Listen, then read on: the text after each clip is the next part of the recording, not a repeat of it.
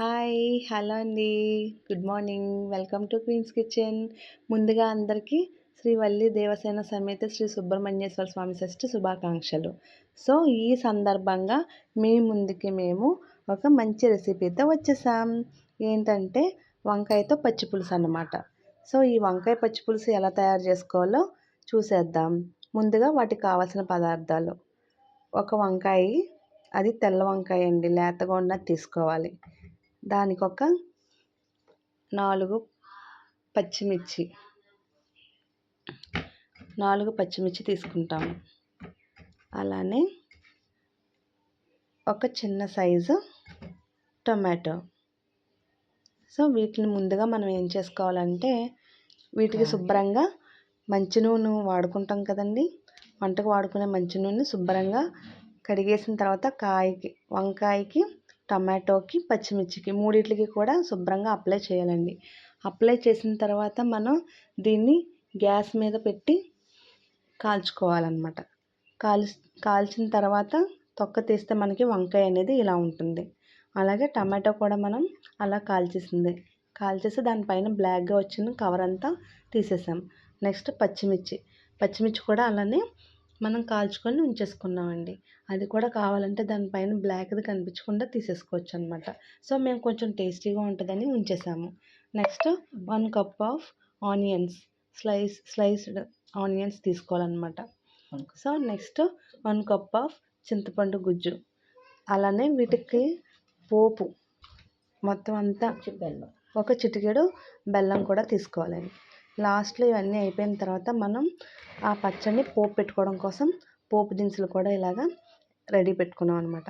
పచ్చిశనగపప్పు 1 table spoon మినప్పప్పు, చిటికెడు ఆవాలు, కొంచెం జీలకర్ర, అలానే 4 ఎండుమిర్చి ముక్కలు, ఒక 5-6 వెల్లుల్లి రబ్బలు, గుప్పెడు కరివేపాకు, గార్నిష్ కోసం కొంచెం కొత్తిమీర. సో, ఇప్పుడు ఈ వంకాయ పచ్చడి తయారు చేసే పద్ధతి ఏంటో చూసేద్దాం. ముందుగా వంకాయని తీసుకొని అలాగ మనం స్మాష్ చేసుకోవాలండి. సో, ఒకసారి వంకాయ స్మాష్ చేసుకునే ముందు మనం చెక్ చేసుకోవాలన్నమాట. అంటే ప్రతి వంకాయలోని పురుగు అనేది తయారవుతుంది కాబట్టి మేము ఆల్రెడీ చెక్ చేసేసాము. సో, మీరు కూడా వాటిని చెక్ చేసుకొని ఇలాగ దాన్ని ఫింగర్స్తో స్మాష్ చేయాలి. దాని నెక్స్ట్ టమాటో కూడా సేమ్ అలానే ఆ వంకాయతో కలిపి స్మాష్ చేయాలి. నెక్స్ట్ పచ్చిమిర్చి కూడా వేసి వాటిని కూడా స్మాష్ చేయాలి. ఇప్పుడు మూడింటిని కలిపి బాగా గుజ్జు వచ్చేలాగా స్మాష్ చేసుకున్న తర్వాత ఏవైతే కప్పు ఆనియన్ పీసెస్ తీసుకున్నామో స్లైస్ చేసినవి అవి కూడా వేసి ఇందులో బాగా స్మాష్ చేసేసుకోవాలి. సో, ఈ విధంగా స్మాష్ చేసుకోవాలి. చిటికెడు బెల్లం కూడా అనుకున్నాం కదండి. ఎప్పుడైతే చింతపండు గుజ్జు అది యాడ్ చేస్తున్నామో దానికి కొంచెం కండ్రెక్కినట్టుగా ఉంటుంది అన్నమాట. ఆ టేస్ట్ అంతగా బాగోదు కాబట్టి కొంచెం ఈ స్వీట్నెస్ యాడ్ అయితే అది మనకి బాగుంటుందని చెప్పి కొంచెం బెల్లం అనేది యాడ్ చేస్తున్నాం అన్నమాట. సో, మొత్తం అన్నిటిని ఇలాగ స్మాష్ చేసిన తర్వాత చింతపండు గుజ్జు తీసి పెట్టుకున్నాం కదండి, దాన్ని కూడా యాడ్ చేసేసుకోవాలి. సో, యాడ్ చేసుకొని మొత్తం అన్నిటిని ఇలాగా మిక్స్ చేసుకోవాలి. సో, చింతపండు గుజ్జు అది వేసిన తర్వాత బాగా స్మాష్ చేసుకున్న తర్వాత దానికి తగినంత సాల్ట్, మనం 1 టేబుల్ స్పూన్ సాల్ట్ అయితే యాడ్ చేసాం అనమాట. సో, సాల్ట్ కూడా వేసిన తర్వాత దాన్ని బాగా మిక్స్ చేసేసుకోవాలి. పచ్చిమిర్చి బాగా స్మాష్ చేసినట్టయితే దాంట్లో ఉన్న స్పైసీ ఉంటుందండి. ఇంకా మనం సపరేట్గా రెడ్ చిల్లీ పౌడర్ యాడ్ చేయం కాబట్టి ఈ పచ్చిమిర్చిని బాగా స్మాష్ చేసేసుకోవాలి. సో, ఇలా రెడీ అయిన దీన్ని ఈ పోపు దినుసులు అన్నీ వేసుకొని ఇప్పుడు తాలింపు పెట్టేసుకుందాం.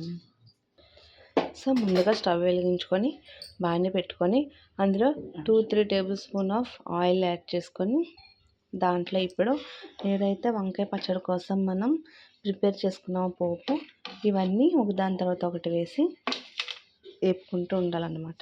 ముందుగా ఆవాలు జీలకర్ర వేస్తున్నామండి. సో, అవి వేసిన తర్వాత కొంచెం చిటపటలాడుతూ ఉండగా ఎల్లుల్లిపాయలు వేస్తున్నాం అన్నమాట. సో, ఎల్లుల్లిపాయలు కూడా కొంచెం చిటపటలాడుతూ ఉండగా పచ్చిశనగపప్పుని యాడ్ చేస్తున్నాం. పచ్చిశనగపప్పు కూడా వేసిన తర్వాత కొంచెం ఒకసారి స్పూన్ తోటి అలాగా అన్నీ మిక్స్ చేసుకోవాలి. తర్వాత కొంచెం వేగిన తర్వాత మినప్పప్పుని యాడ్ చేసుకోవాలన్నమాట. సో మినప్పప్పు కూడా వేసుకున్న తర్వాత ఒకసారి అటు ఇటు కలుపుకొని ఎండుమిర్చిని యాడ్ చేస్తున్నాం అన్నమాట. సో మనం అందులో పచ్చిమిర్చి మాత్రం వేసాం కాబట్టి మనం తీసుకున్న 4 ఎండుమిర్చి కూడా యాడ్ చేసేసి తర్వాత లాస్ట్లో కొంచెం కరివేపాకు అది కూడా వేసి ఇలా చిటపట్లాడేలాగా ఒకసారి కలుపుకోవాలన్నమాట. సో మేము లాస్ట్లో ఫైనల్గా కొంచెం ఇంగువ కూడా వేసుకుంటున్నామండి. మీ దగ్గర కూడా ఇంగువ పౌడర్ ఉన్నట్టయితే పౌడర్ అలా చల్లుకుంటే మనకి ఫ్లేవర్ అనేది బాగుంటుందన్నమాట. సో ఇంగువ కూడా యాడ్ చేసిన తర్వాత మళ్ళీ ఒకసారి లాగా అన్నీ మిక్స్ చేసేసుకొని సో ఎగిపోయిన తర్వాత మనం స్టవ్ ఆఫ్ చేసుకొని ఈ పోపు అంతా తీసుకొచ్చి ఈ వంకాయ పచ్చడిలో మిక్స్ చేసుకోవాలి. సో పోపు వేసిన తర్వాత ఒకసారి అంతా మిక్స్ చేసి ఫైనల్గా గార్నిష్ కోసం కొత్తిమీరతోటి డెకరేట్ చేసుకుంటాం. ఇప్పుడు మనం చేసుకున్న రెసిపీ ఈ అత్తేసన్నంలో అయితే చాలా టేస్టీగా ఉంటుందండి. మేము ఫస్ట్ రోజు అయితే ఇలానే అత్తేసరి పెట్టుకొని వంకాయ పచ్చడితో తింటాం. అలా తినొచ్చు. నెక్స్ట్ కొంచెం బెల్లం తురుము మిక్స్ చేసుకొని దాంట్లో 1 టేబుల్ స్పూన్ ఆఫ్ నెయ్యి వేసుకొని ఇలా మిక్స్ చేసుకొని ఫస్ట్ ఒక ముద్ద స్వీట్గా తిన్నట్టయితే చాలా ఎమ్మీగా ఉంటుందన్నమాట. వావ్! నాకు స్వీట్ అంటే చాలా ఇష్టం, కానీ ఈ స్వీట్ ఎవరికైనా సరే బాగా నచ్చుతుంది అనమాట. అలానే మనం లైవ్లో ప్రిపేర్ చేసుకున్న ఈ పచ్చిపులుసు కూడా ఒక స్పూన్ వేసుకొని ఈ అత్తేసరి అన్నంలో ఇలా మిక్స్ చేసుకొని చూడండి ఎంత బాగుందో. ఈ ఆనియన్ పీసెస్ కానీ వేసుకున్న పోపు పచ్చిశనగపప్పు ఇవన్నీ మిక్స్ చేసుకొని ఇలా పెట్టుకున్నట్టయితే వావ్! ఇవి పంట కింద పడి పచ్చిశనగపప్పు మినపప్పు చాలా కమ్మగా ఉన్నాయండి. సో మీరు కూడా ఒకసారి నేను చేసిన రెసిపీ ప్రిపేర్ చేసుకొని ఎలా ఉందో నాకు కామెంట్ సెక్షన్లో కామెంట్ చేయండి. ఇప్పుడు మీకోసం ఒక హెల్తీ టిప్ అండి. మనం ఇప్పుడు చేసుకునే ఈ రెమెడీ ఏ హెల్త్ కంటే మనకి నరాలు ఉంటాయి కదండి, కాళ్ళ నరాలు కానీ చేతి నరాలు కానీ ఏ నరాలైనా సరే ఉబ్బిపోయి బాగా నొప్పి వచ్చేస్తూ ఉంటాయి అన్నమాట. సో అలా వచ్చినప్పుడు మనకి ఉపశమనం కోసం ఈ రెమెడీ చేసుకున్నట్టయితే మనకి కొంతకాలానికి కొంచెం క్రమేణంగా తగ్గుతుందన్నమాట. సో దీనికి కావాల్సినవి ఏమేమిటంటే ఒక 5-6 వెల్లుల్లి రబ్బలు ఒలిచేసుకున్నవి ఒక 5-6 తీసుకోవాలండి, వెల్లుల్లిపాయలు. సో అలాగా తర్వాత దాని తోలు అనేది తీసేయాలన్నమాట. తీసేసి ఒక 5-6 తీసుకున్న తర్వాత అలానే దానికి తగ్గట్టుగా ఒక 5-6 లవంగ మొగ్గలను కూడా మనం తీసుకోవాలి. సో అలా 5-6 లవంగ మొగ్గలు కూడా తీసుకున్న తర్వాత ఈ రెండింటిని కలిపి ఇలాగా మనకి స్మాష్ చేసుకునేది ఉంటుంది కదండి, ఆ ఇన్స్ట్రుమెంట్లో వేసుకొని ఇలాగా మెత్తగా దంచేసుకోవాలన్నమాట. సో మనం దంచేసిన మిశ్రమాన్ని ఇలా పక్కన పెట్టుకున్నట్టయితే మళ్ళీ మనం స్టవ్ వెలిగించుకొని చిన్న గిన్నె పెట్టుకొని దాంట్లో కొబ్బరి నూనె వేయాలండి. సో కొబ్బరి నూనె వేసి అందులో మనం ఏదైతే దంచి పెట్టుకున్నామో ఈ మిశ్రమాన్ని ఆ కొబ్బరి నూనె కొంచెం లైట్గా వేడైన తర్వాత మనం ఈ మిశ్రమాన్ని అందులో యాడ్ చేస్తున్నాం అన్నమాట. అందులో వేయగానే మనకి పొగ అనేది వచ్చేస్తుంది. సో వేసిన తర్వాత ఒకసారి ఆ హీట్ తోటి ఈ మిశ్రమాన్ని కూడా వేడి చేసినట్టయితే మనకు ఒక ఆయిల్లా తయారవుతుంది, ఒక మెడికల్ ఆయిల్లా తయారవుతుంది అనమాట. సో చూడండి అలా బబుల్స్ వచ్చేలాగా మనం హీట్ చేసుకొని స్టవ్ ఆఫ్ చేసుకోవాలి. జస్ట్ 2 minutes అంతే. సో మనకు ఆయిల్ అలా తయారవుతుంది.